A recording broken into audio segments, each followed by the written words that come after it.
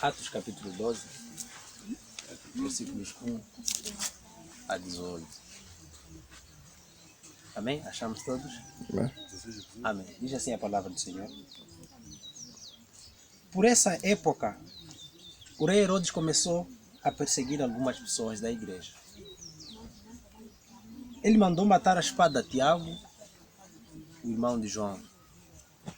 Quando viu que isso agradou os judeus, mandou também prender Pedro. Isso aconteceu durante a festa dos pães sem fermento.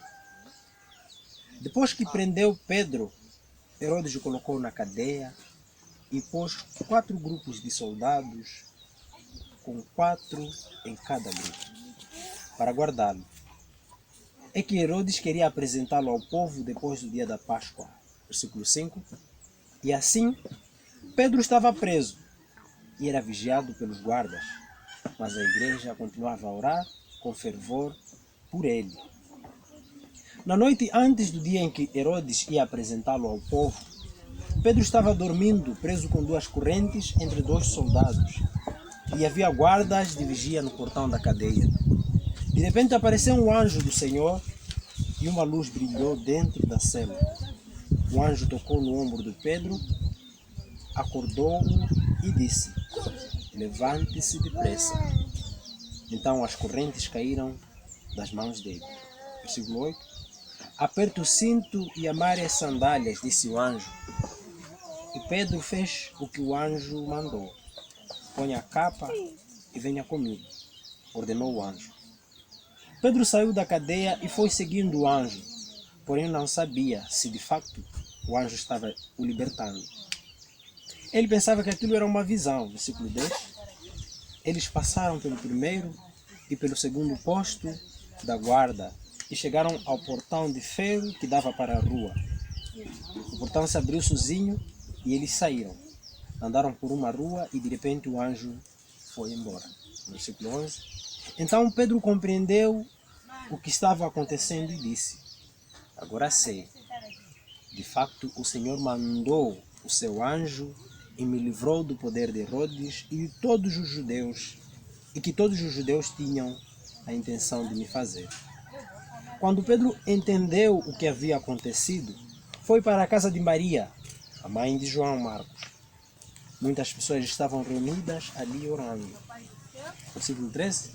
Ele bateu na porta da frente e a empregada, que se chamava Rode, foi ver quem era. Quando reconheceu a voz de Pedro, ficou tão contente que, em vez de abrir a porta, voltou correndo para contar que Pedro estava lá fora. Então eles disseram: você está maluca. Outra versão diz: você está fora de si. Porém, ela insistiu que era verdade. Aí eles disseram: é o anjo dele. Enquanto isso, Pedro continuava batendo e finalmente eles abriram a porta. E quando viram que era mesmo Pedro, ficaram muito assustados. Ele fez um sinal com a mão para que ficassem quietos e contou como o Senhor o tinha tirado da prisão. Contem isso a Tiago e aos outros irmãos, disse ele. Em seguida saiu dali e foi para outro lugar. Quando amanheceu, houve uma grande confusão entre os soldados, pois eles não sabiam o que tinha acontecido com Pedro. Amém? Amém. Convido a igreja para se sentar.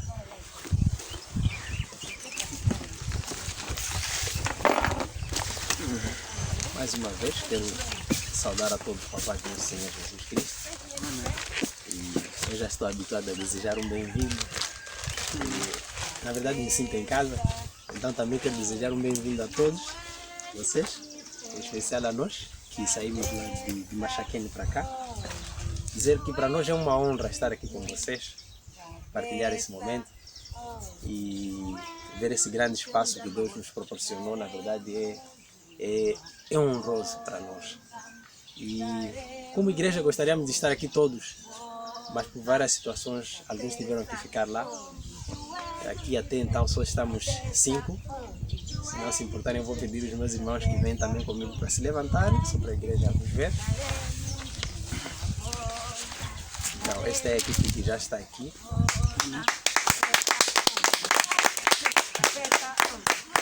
Tá, obrigado. Esta é a equipe que já está aqui.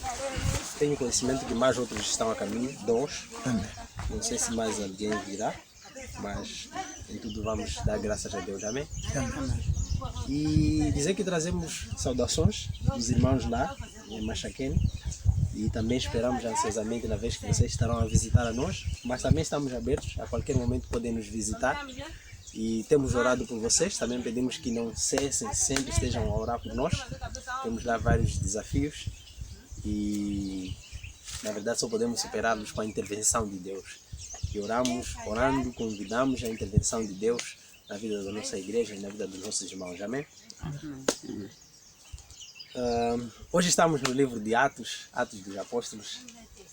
Na verdade, enquanto eu sempre comento isso quando me levanto para pregar, que sempre que eu me levanto para pregar, ou seja, antes eu tenho uma semana muito abençoada, porque eu tenho que ler, eu tenho que meditar, eu tenho que estudar, eu tenho que orar, pedir para que seja Deus a falar, porque muitas das vezes nós ficamos, Deus, o que é que eu vou trazer para o seu povo?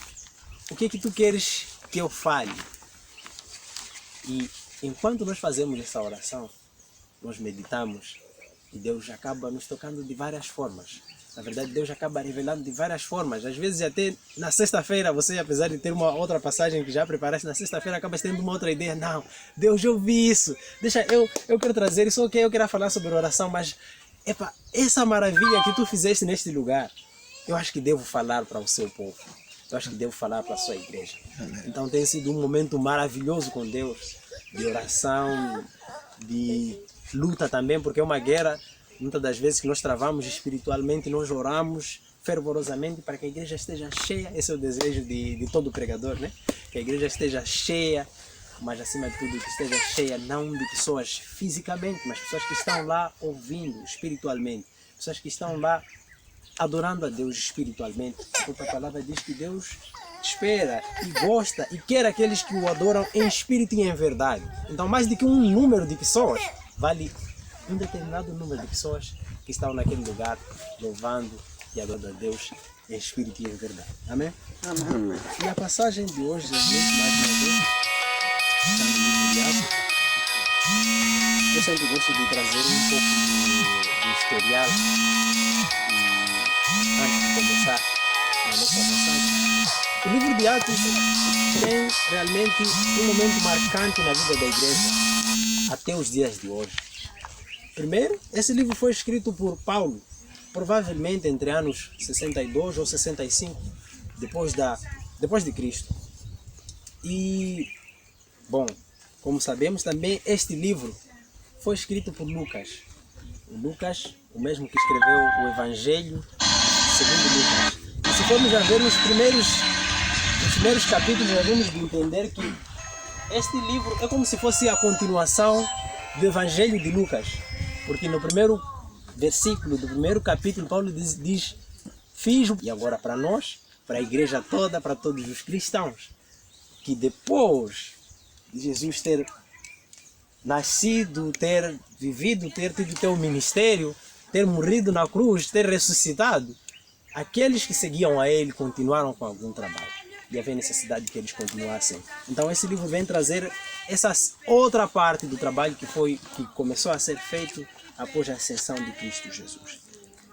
E outra curiosidade sobre esse livro é que, assim, de uma forma geral, ele apresenta a história da igreja cristã, desde a propagação do Evangelho, assim como a crescente oposição ao Evangelho. Parece contraditório. Descreve um momento em que o Evangelho deveria ser propagado, devia se falar mais sobre Jesus, devia se falar mais sobre a vida que há em Jesus, devia se falar mais sobre a vida que há através de Jesus, devia se falar mais que Jesus não apenas morreu, mas ressuscitou e foi para vocês preparar um lugar para todos aqueles que creem no seu nome. Exatamente neste momento, abriu-se também uma porta para perseguição. A quem? A todos aqueles que estavam dispostos a proclamar a vida que há através de Jesus Cristo. Os cristãos começaram a ser perseguidos. E os cristãos não eram perseguidos por eles mesmos, não, mas eram perseguidos por causa de Cristo. Há uma passagem que eu gosto muito que está no livro de Mateus. Bom, eu acho que não tomei nota, sim, é Mateus 5,10, vou ler. Diz, bem-aventurados os que sofrem perseguição por causa da justiça, porque deles é o reino dos céus. Então, os apóstolos, a igreja primitiva, estava a ser perseguida, mas era por causa de Cristo que eles eram perseguidos. E curiosamente, no momento em que eles eram perseguidos, até mortos alguns, o evangelho crescia de maneira inexplicável. O número de conversões passavam de 3.000 por dia, por cada pregação. E nós vemos que era realmente Deus a agir naquele lugar. Mas não era Deus agindo somente em vão, mas a promessa que Jesus tinha dado aos seus discípulos, que viria um Espírito que iria capacitar a eles para que se lembrassem de todos os seus ensinamentos, já havia chegado. Então, primeiro, os discípulos estão capacitados pelo Espírito Santo, eles propagam o Evangelho e ainda assim são perseguidos. Há novas conversões e muitas, claro, e ainda assim são perseguidos. Parece contraditório, nós vamos conversar um pouco sobre isso. E, bom, neste capítulo que nós acabamos de ler, no capítulo 12, aliás, começa de uma maneira impressionante.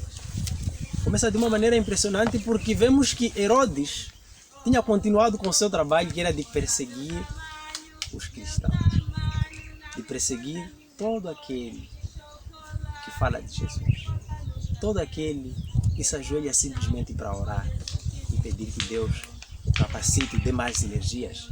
E Herodes não só perseguia, mas vemos que eles também mandou matar a Tiago. Consequentemente, colocou Pedro na prisão. Isso mostra o quão nós, como humanos, somos maldosos. Temos o mal no nosso coração. Herodes simplesmente fazia isso para agradar os judeus, para mostrar que ele era o rei. Era necessário que ele fizesse isso, para mostrar que ele é o rei. Não bastava as riquezas, não bastava o domínio que ele tinha, mas ele precisava matar e perseguir os cristãos, para mostrar o seu domínio. Porque para ele, Cristo não poderia ser o rei, nem o Deus, mas ele mesmo chegou ao ponto de se colocar no lugar de Deus. E ele assim o fez. E ele assim continuava o fazendo. E ele achava prazer quando cristãos, quando homens de Deus eram mortos, eram perseguidos, eram colocados na prisão. E na primeira parte nós vemos isso, que Herodes está a perseguir a igreja.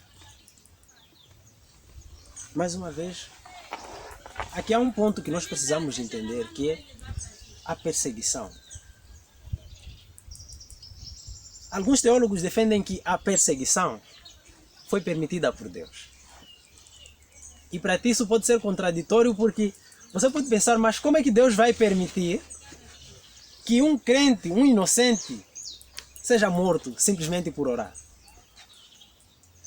Para ti pode não fazer sentido um inocente ser perseguido simplesmente por pegar a palavra. E ainda vir alguém dizer que foi Deus quem permitiu que isso acontecesse. No processo da ascensão de Jesus, ele disse uma coisa aos discípulos: virá sobre vós o Espírito Santo. Então, quando ele vier, vocês serão minhas testemunhas. Todas as coisas que eu falei, todas as coisas que vocês viram eu fazendo, vocês têm que falar para as outras pessoas. Não só aqui, onde vocês estão em Catembe, mas em Machaquém, mas em Nampula, mas em todo o mundo. É claro que Jesus não falou Catembe. Você pode estar a falar, mas esse pastor está a falar Catembe. Jesus falou Judeia, Samaria, até os confins da terra. Era essa a missão que Jesus tinha dado a eles. E de uma ou de outra forma, eles deviam continuar com o trabalho. E a perseguição foi importante no contexto em que eles começaram a se movimentar. Estavam reunidos num lugar, fechados, mas quando começaram a ser perseguidos, começaram a se espalhar. E essa foi a oportunidade que Deus deu a eles para que falassem mais de Deus, para que falassem mais de Jesus, para que realmente testemunhassem tudo que eles ouviram, tudo que eles viram, tudo que eles presenciaram enquanto Jesus estava em vida. A perseguição foi necessária, mas porque o evangelho precisava ser pregado. Porque existia um número de pessoas muito maior que ainda não conhecia Deus. E foi necessário que eles fossem perseguidos para que pregassem o evangelho em muitos outros lugares. Para que eles não ficassem confinados, para que eles não se esquecessem de quem eles são. Às vezes, sempre que o nosso bispo prega, há umas vezes que ele traz uma história de um senhor que era sempre perseguido e até lançavam-lhe pedras simplesmente por ele ser cristão. Então, num belo dia, quando ele passa por um lugar e ninguém lhe lançou pedras, ele ficou tipo, mas Deus, o que foi que eu fiz? Aonde foi que eu pequei? Por quê? Porque ele sabia que pelo valor que ele tem no seu coração, que Jesus seria perseguido. E não ser perseguido para ele constituía preocupação. Então, quando foi lançada uma pedra para ele, ele disse obrigado, Deus. Parece contraditório porque o ser perseguido ninguém quer. Ninguém quer passar por uma perseguição. Nós queremos uma vida completamente boa. Nós queremos uma vida muito relaxada, onde temos tudo o que nós queremos na hora que nós queremos e as pessoas concordam com tudo que nós falamos. Nós queremos isso. Principalmente o poder político, o governo. Nós queremos um país, um mundo onde as pessoas concordam com as coisas que nós falamos. E não estamos preparados para sermos perseguidos. A Bíblia diz que eles foram perseguidos, e não só. Alguns até foram mortos. E Pedro agora está preso por causa de Cristo. Mas Herodes faz isso simplesmente para agradar homem igual. E nós temos maior motivação porque não fazemos para homem, mas para Deus. Por isso não nos importa se morreremos. Porque se morrermos, nós já sabemos que é para Deus. Mas se vivemos também é para Ele. Paulo disse que, para mim, morrer é ganho, é lucro. E viver é Cristo. Que essa seja a alegria do nosso coração. Que quando formos perseguidos, não pensarmos na morte, mas pensarmos no ganho que há. Porque morremos sendo perseguidos por causa da justiça, por causa de Cristo. Jesus disse que felizes são aqueles que são perseguidos por causa da justiça. Bem-aventurados são esses. Somos nós, quando somos perseguidos por causa da justiça. E essa justiça, a justiça de Deus é Cristo Jesus, que morreu por nós. E não só morreu, mas ressuscitou para nos resgatar do nosso pecado, de toda a enfermidade e da distância que nós tínhamos com Deus. Agora nós temos acesso ao Pai. Então a nossa maior motivação realmente, enquanto somos perseguidos, enquanto passamos por diversas situações, é Cristo Jesus. É o ganho que nós teremos. E se vocês forem a ver, acho que Estevão foi um dos mártires que alegremente morreu, porque ele sabia que era um ganho. Por isso, para um crente, a morte não constitui medo. E não deve constituir medo. Por quê? Porque morte para nós é ganho. Morrer é lucro. Você não tem que ter medo da morte. E você vai ser perseguido. Você está pronto para ser perseguido? Você sabe que vai ser perseguido simplesmente por causa da sua fé. E se você sabe que vai ser perseguido, é hora de você se posicionar. Confiante em Deus. Amém? Amém. Pedro está preso por Herodes. E se nós formos a ver o versículo 4, sim, o versículo 4, que explica um pouco de como é que era a prisão em que Pedro estava. Um contexto muito humano. Pedro estava num lugar onde, aos olhos humanos, é impossível de sair. diz, eu vou ler só para nós vermos, versículo 4 diz assim: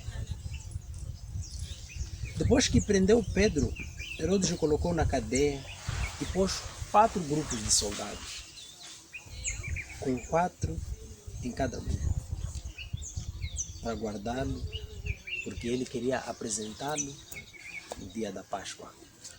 Estão a ver 4 celas, em cada porta 4 homens, para guarnecer uma pessoa. Eu penso que Herodes sabia o poder. Eu acho que ele tinha uma pequena noção sobre o poder de Deus, na verdade. Porque não faz sentido um só homem ter que lhe colocar em 4 celas. E não só, em cada cela, em cada portão, terem lá 4 homens. Quem seria capaz de passar por isso? Tinha que ser um grande exército, tinha que ser. Eu penso que ele sabia, tinha uma pequena noção que estes homens a que eu tenho perseguido são protegidos por um Deus. Por um Deus que tudo pode. Por um Deus que pode vir e soprar todos esses homens e cair. E ele, assim, na sua perspectiva tão humana, constrói essa masmorra, essa fortaleza, que aos olhos de Deus, na verdade, era nada. Aos olhos de Deus, não significava nada. Ele podia colocar toda a cidade lá a guarnecer. Mas Herodes havia feito isso. A igreja, assim como Pedro, já estavam cientes que a única solução é Deus. E mais adiante, no versículo 5 diz, a Bíblia diz que enquanto Pedro estava preso, a igreja continuava a orar fervorosamente por ele. Enquanto Pedro estava preso, a igreja. É impressionante como essa passagem não nos diz os nomes das pessoas que estavam naquele lugar, mas diz a igreja. E essa é uma das principais características que nós vemos nos discípulos, nos apóstolos, é que eles eram unidos e tinham um lugar onde se reuniam para orar, onde se reuniam para louvar a Deus, onde se reuniam para partilhar a palavra de Deus. Às vezes nós esperamos que alguém nos chame. Nós hoje temos um lugar, nós hoje temos uma liberdade. Praticamente não somos perseguidos. Temos muitos dias para louvar a Deus, para orar, mas ainda assim precisamos que alguém venha e nos diga, vamos orar. E nos esquecemos que como igreja, como corpo de Cristo, nós devemos o fazer. Não simplesmente porque alguém disse que nós devemos fazer, mas pela convicção que nós temos nos nossos corações. E a Bíblia não veio trazer nomes de pessoas porque a igreja não é um lugar, mas é cada um de nós, num determinado lugar. E há necessidade de cada um de nós, como a igreja, se comprometer com a oração.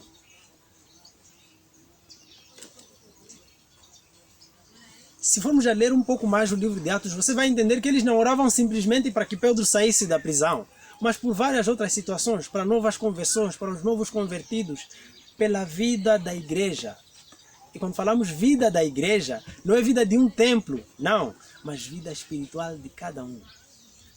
O compromisso que eles tinham com Deus. Era necessário que se orasse a favor disso. E a igreja primitiva tinha isso nos seus corações. Irmãos, como igreja, cada um de nós é convidado a se comprometer com uma vida de oração conjunta. Às vezes nós dizemos já não há necessidade. Os pastores estão lá, e os líderes estão lá, então eu não preciso ir, eu vou num outro dia, vou lá orar. Mas nos esquecemos que um corpo tem vários membros, e se um membro não estiver bem, o resto dos membros não estará. Este dedo parece muito insignificante, o último dedo da mão, mas se tu tiveres uma dor muito forte nesse dedo, vais entender que todo o seu corpo estará afetado. Paulo estava preso, Pedro aliás, mas a igreja orava. A igreja orava porque sentia a dor. A igreja orava porque se sentia na prisão com Pedro. A igreja orava porque sentia que uma parte de si, um membro, está preso e possivelmente será morto. Essa era a finalidade. E eles não ficaram conformados com isso. Por isso se colocaram na posição de igreja, louvando a Deus. Quando Deus apareceu para Salomão, disse: se o meu povo, Deus estava a falar de um grupo de pessoas, se a igreja, se o meu povo, que se chama pelo meu nome, orar, eu ouvirei dos seus. Não que Deus não sabia que Pedro estava preso e possivelmente seria morto. Não, Deus sabia. Mas como igreja, como corpo de Cristo, nós precisamos nos levantar, nos posicionar, orar. Não só para os nossos problemas, porque muitas das vezes nos reunimos só para resolver problemas, para orar problemas e problemas, não. Mas para a vida espiritual da igreja. Às vezes temos irmãos que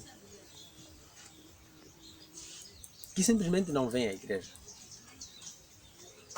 E muitas das vezes nós só julgamos essas pessoas. Dizemos: fulano xixi não vem, aquele...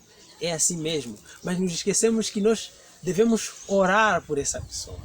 E nos esquecemos que essa pessoa é membro desta igreja. E se é membro desta igreja, aquela pessoa não está bem, a igreja também não está bem.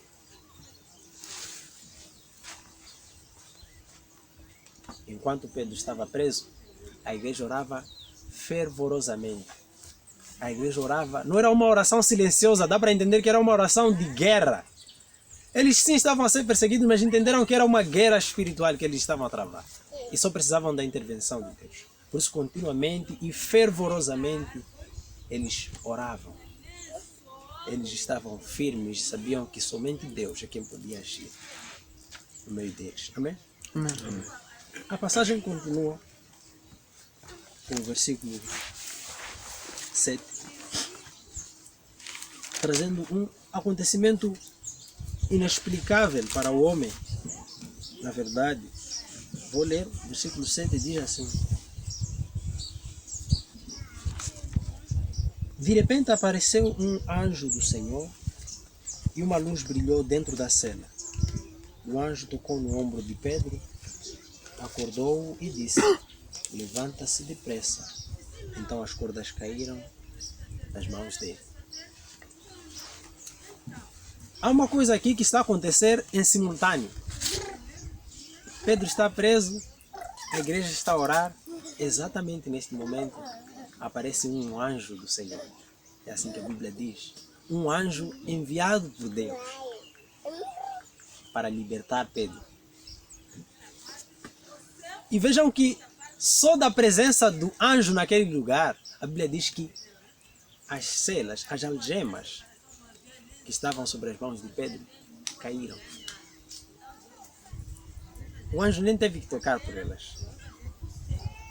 Ele está preso, a igreja está a orar, exatamente nesse período em que Deus envia o seu anjo e as algemas caem das mãos de Pedro. Continua mais tarde dizendo: levanta-te, põe a sua capa e vamos. E o mais impressionante é que enquanto tudo isso está a acontecer, Pedro estava, outra passagem diz atônito, ele na verdade estava a pensar que está a sonhar. Ele pensava que era uma visão, não havia entendido que era Deus agindo na vida dele para o libertar. Ele pensava que era um sonho. E mais tarde, quando eles passam, como nós vimos, tinham 4 cadeias, 4 portões, 4 guardas em cada uma delas. O anjo levanta a Pedro, ele apronta-se e começam a sair daquele lugar. A Bíblia diz que eles passaram pelo primeiro portão, passaram pelo segundo portão, e quando chegam no portão de ferro, porque tinha um portão de ferro, se calhar era o mais difícil de abrir, aquele portão abriu-se por si só. Por quê? Porque Deus estava naquele lugar. Porque Deus havia ouvido a oração do seu povo. Porque Deus já tinha chegado naquele lugar para fazer o seu grande trabalho, que é de mostrar a Herodes que toda aquela fortaleza que ele havia feito não significa nada diante de Deus. E era necessário que Deus fizesse isso para libertar o seu povo. Porque também ainda não havia chegado o tempo em que Pedro havia de morrer. Deus é quem determina quando é que cada um de nós vai partir. Deus é quem determina as perseguições, as dificuldades que nós vamos fazer. E Ele é quem determina quando é que elas vão terminar. Deus é quem tem poder sobre as nossas vidas. Deus é quem permitiu que Pedro fosse preso. O mesmo Deus que permitiu que isso acontecesse foi o libertar. E nós vemos que a libertação de Pedro da prisão é de uma forma milagrosa, maravilhosa, porque Deus, até os portões que eram considerados como os mais impossíveis de abrir, abriram-se por si só. E aí nós vemos o quão poderoso Deus é. Quão poderoso Deus é. Só pela sua presença, as coisas obedecem a Ele. Pela sua voz, tudo obedece a Ele, porque Ele realmente é o Deus Todo-Poderoso. E a presença do anjo de Deus, enviado por Deus naquele lugar, fez com que o portão impossível de abrir, o portão de ferro, a Bíblia assim diz, não sei se os outros portões eram simplesmente de madeira, mas diz que o portão de ferro abriu-se por si só, quando eles chegaram ali. E saíram, e o anjo desapareceu. Mais tarde, Pedro entendeu que verdadeiramente o Senhor havia o libertado. Ele percebeu que não era mais um sonho, mas que Deus enviou o seu anjo para lhe resgatar. Ele já havia percebido isso. E mais adiante nós vemos que Pedro, é claro que ele estava surpreso, que ele estava maravilhado com tudo quanto estava a acontecer, e ele correu para o lugar onde os irmãos estavam reunidos, para onde a igreja estava reunida, que era na casa de um irmão, de uma irmã, assim a palavra diz, casa de Maria. Pedro vai para lá e bate a porta várias vezes. Eles ainda estavam a orar. Vejam que ele estava preso, os irmãos estavam a orar. Ele sai da prisão, os irmãos ainda estão a orar a favor de Pedro. Ele chega naquele lugar, os irmãos ainda estão a orar e bate na porta por várias vezes. E uma moça vai atender na porta. E ela apercebe-se que quem batia era Pedro. Impressionante é que quando ela vai contar com aquela emoção, a Bíblia diz que ao invés dela abrir a porta, ela voltou para contar que Pedro estava lá fora. Porque estava emocionada, porque estava feliz, porque já sabia que a oração que eles estavam a fazer, Deus havia respondido. Ela já sabia. Não porque viu, mas porque ouviu a voz de Pedro. E ela entendeu que era Pedro quem estava lá fora. Então, toda alegre, saltando, e foi contar, não, o Pedro já está lá fora, vamos parar de orar. Se calhar ela disse isso. E o que ela recebeu foi, só pode estar maluca. Está fora de si. É assim que eles disseram. E aqui vem mais uma vez, uma das coisas que o homem é especial de fazer. Vejam que eram os mesmos que estavam tão convictos da ação de Deus na vida deles, que agora não acreditavam ou precisavam ver para acreditar que Pedro estava finalmente lá fora. E o que eles disseram, não, só pode ser espírito dele, não pode ser Pedro. Não acreditamos. Por quê? Porque eles queriam ver. A prova que eles queriam era essa, uma prova física. E aqui nós levantamos uma questão. Por que eles estavam a orar? Se eles sabiam que Deus podia o libertar da prisão. Se eles sabiam que Deus podia fazer com que Pedro fosse arrebatado da prisão diretamente para a sala onde eles estão. E como é que eles oram tendo dúvida nos seus corações? E eles duvidaram. Por isso disseram para a Rude que não é possível. Só pode ser o espírito dele. Não é possível que Pedro esteja lá fora. Quer dizer, completamente se esqueceram que eles estavam a orar fervorosamente para que Pedro saísse da prisão. E a igreja realmente perdeu essa sensibilidade. Primeiro, nos últimos dias a igreja perdeu a sensibilidade de orar. Nós já perdemos a sensibilidade de orar. Alguém precisa andar a nossa atrás, nos pedir favor para que nós oremos pela nossa igreja, pelos nossos irmãos, até para nós mesmos. Alguém tem que nos pedir favor para orar. Ora para si, alguém tem que nos pedir favor. Nós perdemos essa sensibilidade. E não só. Quando o fazemos, oramos duvidando. Esperando uma prova física, algo material que há de vir e você acreditar que Deus ouviu a minha oração. Muitas das vezes nós fazemos assim. Podemos ter até uma semana de oração, mas naquela semana, enquanto não temos uma prova física, então para nós, simplesmente estamos a perder tempo. Então por que tu oras? Porque realmente se nós oramos duvidando, a nossa oração não serve. E Jesus disse, vocês não têm porque vocês não pedem. E nós como igreja não temos porque nós não clamamos a Deus. Nós perdemos essa sensibilidade de clamar a Deus fervorosamente para que pessoas sejam libertas. Nós perdemos a sensibilidade de pedir para que Deus nos capacite para nós enchermos este lugar de pessoas. Tem muitas pessoas que estão lá fora. Não conhecem a Jesus ainda. E nós pensamos que não é necessário orar por eles. Porque nós já perdemos essa sensibilidade. E quando o fazemos, queremos fazer com a nossa própria força. E nos esquecemos que Deus é quem deve trabalhar a nosso favor. Deus é quem vai convencer os corações e não nós. Deus é quem vai nos encher de palavras sábias e não nós mesmos. Porque a igreja perdeu a sua sensibilidade na oração. Os mesmos irmãos que estavam a orar com todo o fervor, com toda a energia, se calhar até quase que partiam as paredes, chegaram ao momento de duvidar e dizer não. Só pode ser o espírito dele.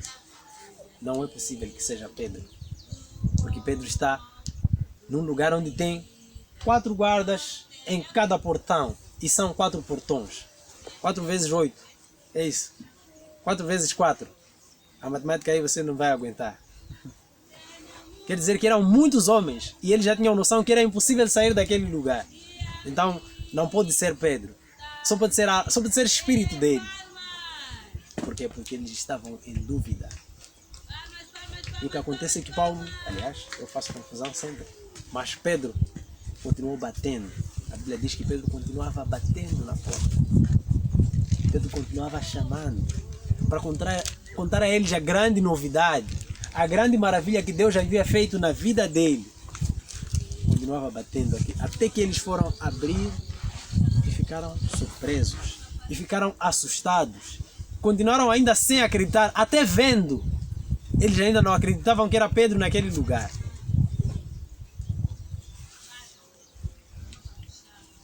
Ainda vendo, eles ficaram assustados. Porque para eles era impossível. E era assim impossível. Somente Deus é quem podia fazer esse grande milagre. A Bíblia continua dizendo que Pedro contou a eles a forma como o Senhor havia o libertado. E pediu para que eles contassem aos outros irmãos.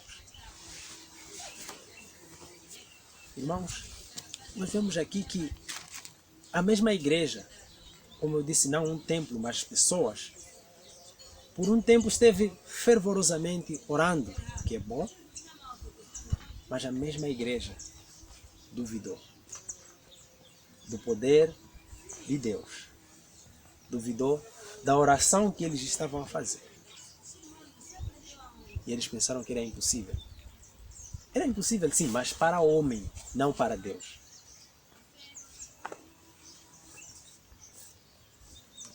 E nós hoje perdemos 2 sensibilidades. A primeira, de orar como igreja.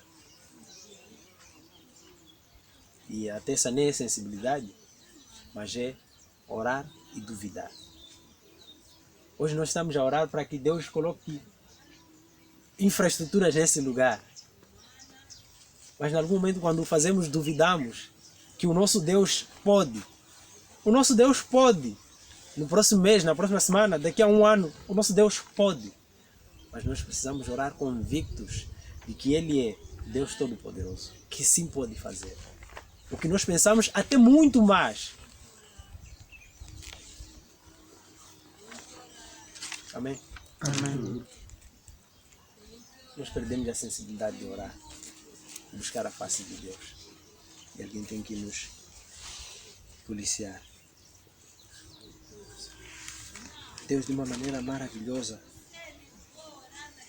libertou Pedro. Assim como Deus já fez grandes coisas para cada um de nós ou para a nossa igreja. E nós não devemos esperar por uma prova física, por uma manifestação de Deus. Talvez Deus descer neste lugar e pisar e nós vemos que esse foi o pé de Deus. Muitas das vezes nós esperamos isso. Mas nos esquecemos que não é por vista, mas por fé que nós andamos. Amém? Amém. Esta era a passagem que tinha para hoje. Convidar os irmãos para se levantar. E nós vamos orar, na verdade. Vamos orar. Primeiro agradecendo a Deus por essa oportunidade que Ele nos dá de estarmos aqui reunidos como uma família, como o corpo de Cristo. Na verdade é um privilégio estar com os irmãos e é bom. Então é uma oportunidade para nós louvarmos a Deus. Deus, obrigado por levantar-nos até este lugar. É a primeira oração que nós vamos fazer. Amém? Oremos. Senhor Jesus, nós te louvamos, nós agradecemos o teu nome. Obrigado, Jesus. Tu és maravilhoso. Obrigado, Jesus, por tu nos levantaste até este lugar, como o seu povo, como a sua igreja. Obrigado, Jesus, por tudo isso muito mais que faz. Para a honra e glória do teu nome. Obrigado, Jesus, por cada um dos teus filhos.